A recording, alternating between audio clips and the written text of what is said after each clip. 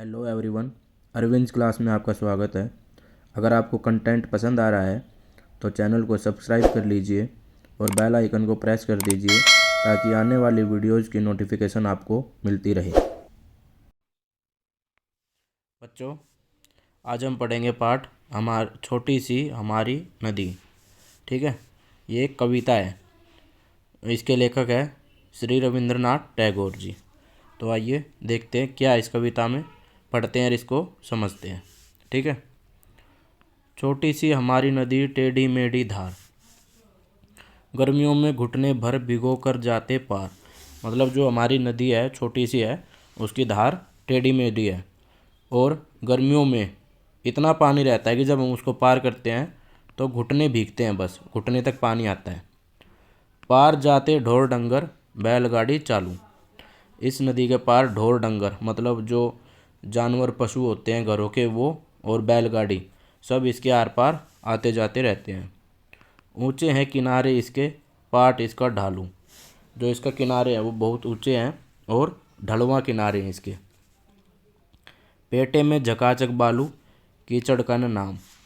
और इसका जो पेटा होता है जो बीच में होता है नदी के बिल्कुल, उसमें बालू कीचड़ का नाम भी नहीं है।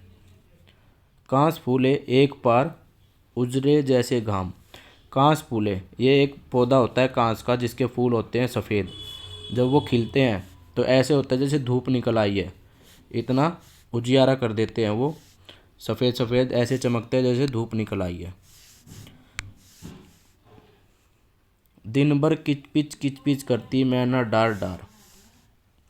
मैना जो पक्षी होती है वो सारा दिन इसकी डालियों पर, डार डार मतलब डालियों पर उछल कूद करती रहती है। और जो आवाज़ होती है उसकी, उसको किच पिच कहा है यहाँ पर कवि ने। वो किच पिच करती रहती है। ठीक है। रातों को हुआ हुआ कर उठते सियार। सियार एक जंगली जानवर होता है, वो रात को हुआ की आवाज़ करता है। अमराई दूजे किनारे और ताड़ वन। अमराई जो आम के पेड़ होते हैं वो, और ताड़ के पेड़ दूसरे किनारे पर। अमराई आम के पेड़ और ताड़ के पेड़ है। छाहों छाहों बामन टोला बसा है सघन।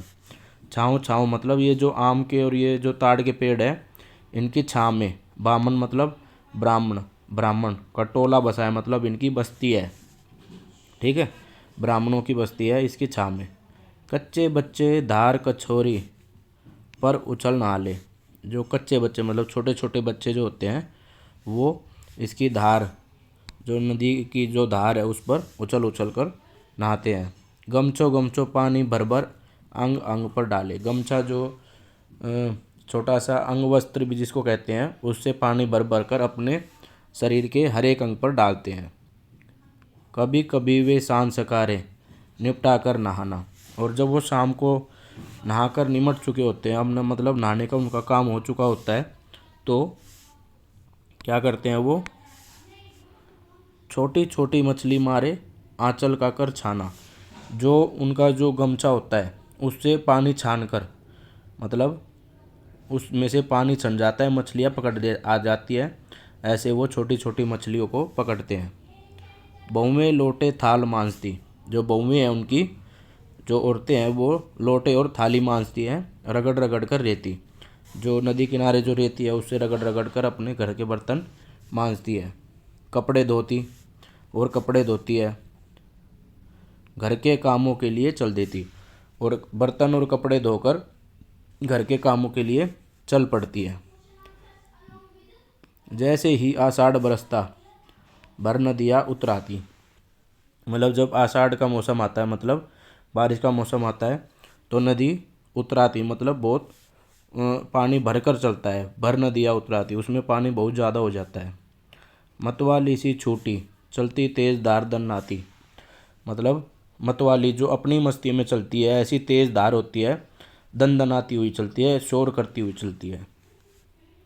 वेग और कलकल के मारे उठता है कोलाहल। वेग मतलब गति, जो उसकी स्पीड होती है, और कलकल जो आवाज़ वो करती है कलकल, उससे बहुत शोर उत्पन्न होता है। गंदले जल में घिरनी भंवरी भंवराती है चंचल।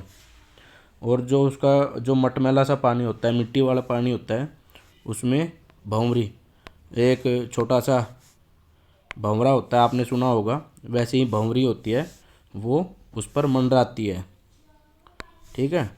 आगे, दोनों पारों के वन वन में मच जाता है रोला। जो पानी के, जो नदी के दोनों तरफ जो जंगल है, वन वन दोनों तरफ के वन है, उनमें शोर मच जाता है नदी से। वर्षा के उत्सव में सारा जग उठता है टोला। और जब वर्षा के मौसम में जो एक उत्सव आता है वहाँ पर, तो जो बामनों का टोला है वो पूरा जग उठता है, मतलब वो सब त्यौहार मनाते हैं उस मौसम में, वर्षा के मौसम में अपना त्यौहार मनाते हैं, खुशी से झूमते हैं, गाते हैं। और इसके कवि का नाम है रविंद्रनाथ ठाकुर। ठीक है। अब हम, ये हमने कविता पढ़ ली है, अब हम इसके प्रश्न उत्तर देखते हैं।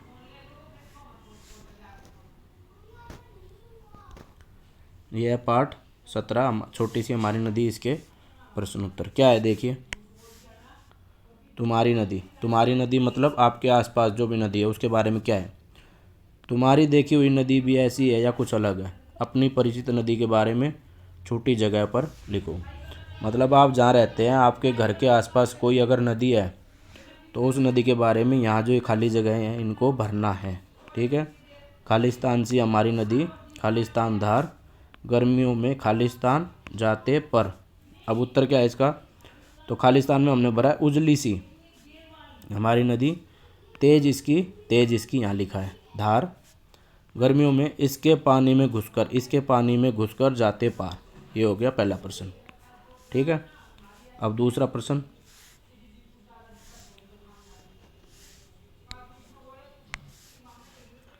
कविता में दी गई बातों के आधार पर अपनी परिचित नदी के बारे में बताओ। जो नदी जिसको आप जानते हैं उसके बारे में कविता से के आधार पर बताओ। उसका धार कैसा है, धार, पाट, बालू, कीचड़, किनारे, बरसात में नदी, ये सब बताओ अपनी नदी के बारे में। धार, धार हमारी परिचित नदी की धार कुछ धीमी हो गई है, मतलब उसकी बहाव कम है। पाट, हमारी परिचित नदी की पाट ढालू है, मतलब जो किनारे हैं वो ढलवा हैं, ढालू हैं। बालू, बालू मतलब रेत, इस नदी में बहुत सा बालू है, मतलब बहुत सारा रेत है। कीचड़, कीचड़ कितना है, इस नदी के किनारों पर कीचड़ और रेत भी है। जो हमारी जो नदी है उसके किनारों पर कीचड़ भी है और रेत भी है। बरसात में नदी, बरसात में हमारी नदी कैसी होती है, बरसात में इस नदी में पानी अधिक भर जाता है, मतलब बहुत सारा पानी हो जाता है बरसात में हमारी नदी में। तीसरा प्रश्न क्या है, तुम्हारी परिचित नदी के किनारे क्या क्या होता है। तो हमारी परिचित नदी के किनारे लोग पूजा पाठ करते हैं, कुछ लोग मछलियाँ पकड़ते हैं, बच्चे यहाँ नहाते हैं तथा दूसरे लोग अपने अन्य काम करते हैं जैसे कपड़े धोना आदि। ठीक है बच्चों। ठीक है। अब आगे प्रश्न 4, तुम जा रहते हो उसके आस कौन कौन सी नदियाँ हैं, वे कहाँ से निकलती है और कहाँ तक जाती है, पता करो। उत्तर, हमारे आसपास गंगा यमुना नामक 2 नदियाँ हैं। ये हिमालय पर्वत से निकलकर समुद्र में मिलती है। ठीक है। अब कविता के बाहर, कविता के बाहर क्या है, इस किताब में नदी का जिक्र और किस पाठ में हुआ है, नदी के बारे में क्या लिखा है। ठीक है। उत्तर, इस किताब में नदी का जिक्र नदी का सफ़र पाठ में हुआ है। एक पाठ है हमारी इसी किताब में जिसका नाम है नदी का सफ़र, जिसमें नदी के उद्गम, उद्गम मतलब जहाँ से नदी निकलती है, मुहाने, मुहाने मतलब जहाँ पर वो ख़त्म होती है, जलप्रपात जहाँ जहाँ उसका पानी गिरता है, उसके मार्ग, उसका रास्ता कहाँ से है, गति तथा उससे बनने वाली घाटियों का वर्णन किया गया है। जो जो घाटियाँ वो नदी बनाती है उन सब के बारे में बताया गया है। नदी पर कोई और कविता खोजकर पढ़ो और कक्षा में सुनाओ। ठीक है। कौन सी है। उत्तर, बहता जल, बहता जल क्या है आगे, ये कविता है। ठीक है। नदी का जल बहता कलकल है, ये बिल्कुल स्वच्छ और निर्मल, बच्चे नहाते इसमें हर पल, कहीं उछलकर कहीं मचलकर बहती रहती है समतल। ये कविता है छोटी सी नदी के बारे में। ठीक है। आगे प्रश्न 3, नदी में नहाने के बारे में तुम्हारा क्या अनुभव है। अगर आप नदी में कभी नहाए हैं तो उसके बारे में, आप कब नहाए थे, कैसा है, बताइए। उत्तर, नदी में नहाने के बाद एक अलग ही ताजगी मिलती है, क्योंकि पानी स्वच्छ रहता है, ताज़ा रहता है। नदी में नहाकर हर प्रकार की थकावट मिट जाती है और शरीर में चुस्ती और फुर्ती आ जाती है। ठीक है, आप अपना कुछ भी लिख सकते हैं जैसा आपको हुआ हो कभी अनुभव इस बारे में। अब प्रश्न 4, क्या तुमने कभी मछली पकड़ी है? अपने अनुभव साथियों के साथ बांटो। आप अपने बारे में लिख सकते हैं, बाकी इसका एक जो उत्तर हो सकता है। ठीक है, उत्तर, नदी के किनारे हम घूमने गए थे, वहाँ हमने एक मछुआरे से कांटा लेकर मछली पकड़ी। हमें मछली पकड़ना बहुत अच्छा लगा, लेकिन हमने मछली पकड़ने के बाद उसे वापस नदी में छोड़ दिया। मछुआरा मछली मांगता रहा, पर हमने उसे नहीं दी, क्योंकि हम उसे मारना नहीं चाहते थे। ठीक है, आप अपने बारे में लिख सकते हैं जैसे अभी आपने अनुभव किया हो मछली पकड़ने के बारे में। अच्छा, आगे, यह किस तरह लगते हैं? यह किसकी तरह लगते हैं? नदी की टेढ़ी मेढ़ी धार कैसी लगती है? नदी की टेढ़ी मेढ़ी धार सांप की तरह लगती है। सांप भी ऐसे ऐसे ऐसे चलता है ना, और नदी भी ऐसे ऐसे ऐसे चलती है।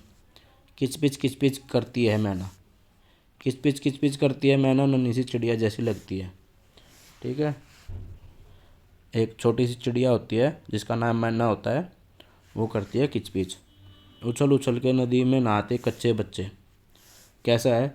उछल उछल के नदी में नहाते कच्चे बच्चे मेंढकों की तरह लगते हैं। छोटे छोटे मेंढक होते हैं, जैसे पानी में उछलते हैं वैसे लगते हैं मेंढकों की तरह। कविता और चित्र। कविता से पहले पद को दोबारा पढ़ो, वर्णन पर ध्यान दो, इसे पढ़कर जो चित्र तुम्हारे मन में उभरा उसे बनाओ। बताओ चित्र में तुमने क्या क्या दर्शाया। यहाँ आप अपनी मर्जी से चित्र बनाएंगे। जो पहला पद है कविता का, उसके पढ़कर जो भी आपको चित्र ध्यान में आता है। ठीक है, अब आगे क्या है, जैसे ये चित्र यहाँ पर आपको बनाकर दिखाया गया है। अब आगे क्या है, इस कविता के पद में कौन कौन से शब्द तुकांत है उन्हें छांटो। तुकांत मतलब जो तुक बना हुआ है, जो एक जैसे से मतलब शब्द बोलने में जो लगते हैं उनको तुकांत है वो। ठीक है, कौन कौन से है? इस कविता के पद में निम्नलिखित शब्द तुकांत है। कौन कौन से है? धार पार, चालू ढालू, नाम धाम, दार सियार, वन सगन, ले ढाले, नहाना छाना, रहती देती, उतराती दन्नाती, कोलाहर चंचल, रोला टोला, ये सब तुकांत। अच्छा, अगला प्रश्न 2, किस शब्द से पता चलता है कि नदी के किनारे जानवर भी जाते थे? पार जाते ढोर डंगर से पता चलता है कि नदी के किनारे जानवर भी जाते थे। ढोर डंगर मतलब जो जानवरों का जो मतलब समूह होता है उसको कहते हैं ढोर डंगर। अब तीसरा प्रश्न है, इस नदी के तट की क्या खासियत थी? उत्तर, इस नदी की खासियत यह है कि इसके तट ऊंचे थे। ठीक है, आगे, अमराई दूजे किनारे चल देती। कविता की यह पंक्तियाँ नदी के किनारे का जीता जागता वर्णन करती है। तुम भी निम्नलिखित में से किसी एक वर्णन अपने शब्दों में करो। ठीक है, ठीक है भाई, किस बारे में? इनमें से एक कोई भी चीज़ है उसके बारे में तुम्हें बताना है। हफ्ते में एक बार लगने वाला हाट, उसके बारे में बताओ। या तुम्हारे शहर या गांव की सबसे ज़्यादा चहल पहल वाली जगह, उसके बारे में बताओ। तुम्हारे घर की खिड़की या दरवाजे से दिखाई देने वाला बाहर का दृश्य क्या क्या दिखता है, उसके बारे में बताओ। या ऐसी जगह के दृश्य जहाँ कोई बड़ी इमारत बन रही हो। ठीक है, उत्तर क्या है? हफ्ते में एक बार लगने वाला हाट। उत्तर, हमारे घर के पास मंगलवार के दिन बाजार हर सप्ताह लगता है। इसमें कपड़े, खिलौने, सब्जियां तथा अन्य जरूरी सामान मिलता है। हम अपने माता पिता के साथ बाजार घूमने जाते हैं। बाजार में काफ़ी भीड़ होती है, सभी लोग यहाँ अपनी ज़रूरत की चीज़ें खरीदते हैं।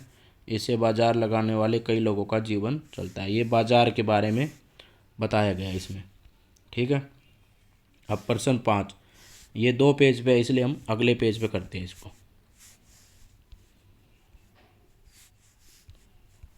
ये वाला।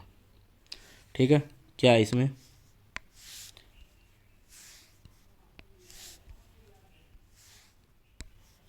देखिए, तेज गति शोर मोहल्ला धूप किनारा घना। ऊपर लिखे शब्दों के लिए कविता में कुछ खास शब्दों का इस्तेमाल किया गया है। उन शब्दों को नीचे दिए अक्षर जाल में ढूंढो। ठीक है, अक्षर जाल में ढूंढते हैं। देखो ये रहा घाम, ये वेग, ये टोला और ये सघन। ठीक है, और क्या है, इधर है पाठ, ये सब है। तो इसमें क्या इनके अर्थ क्या है, अर्थ बताए गए इनके, देखिए।